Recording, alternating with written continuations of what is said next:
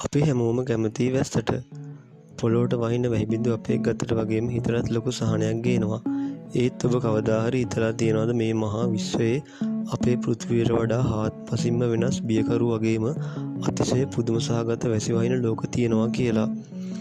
අද අපි කියන්න යන්නේ අපේ සෞරග්‍රහ මණ්ඩලයේ කෙළවරක තියෙන අහසින් දියමන්ති වැසි වහින අද්භූත ග්‍රහලෝක දෙකක් වෙතටයි.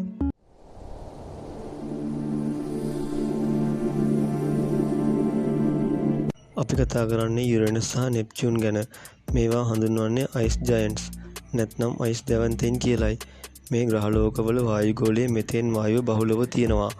විද්‍යාඥයින් පවසන විදිහට මේ ග්‍රහලෝකවල අභ්‍යන්තරයේ තියෙන අධික තාපය සහ පීඩනය නිසා මෙතේන් වල තියෙන කාබන් පරමාණු එකිනෙකට තෙරපෙන්න ගන්නවා. එහි ප්‍රතිඵලයක් විදිහට මේ කාබන් ඊටාම ශක්තිමත් දියමන්ති ස්පටික බවට පත් වෙනවා. මේවා අපේ පෘථිවියේ තියෙන කුඩා දියමන්ති වගේ නෙවෙයි. මේ දියමන්ති වැසි වහින්නේ ග්‍රහලෝකයේ මධ්‍ය දෙසටයි. ඇතැම් දියමන්ති කැට කිලෝ ගණනාවක් බර වෙන්න පුළුවන් කියලා විද්‍යාඥයින් විශ්වාස කරනවා. ඒත් අවාසනාවකට මේවා එකතු කරන්න කිසිම මිනිසෙකුට යන්න බෑ. මොකද එහි තියෙන අධික පීඩනය ඕනෑම යානයක් ක්ෂණිකයෙන් පොඩි කර දමන්න තරම් ප්‍රබලයි. විශ්වය කියන්නේ අපි හිතනවාට වඩා ගොඩක් අද්භූත තැනක්. අද ඔබ ඉගෙන ගත්ත මේ කරුණු ගැන ඔබ මොකද හිතන්නේ? පහලින් කමෙන්ට් එකක් දාන්න. වෙනම තවත් විස්මයජනක තොරතුරු දැනගන්න ප්‍රවාදේ නාලිකාව සබ්ස්ක්‍රයිබ් කරලා අපිත් එක්ක දිගටම රැඳී ඉන්න.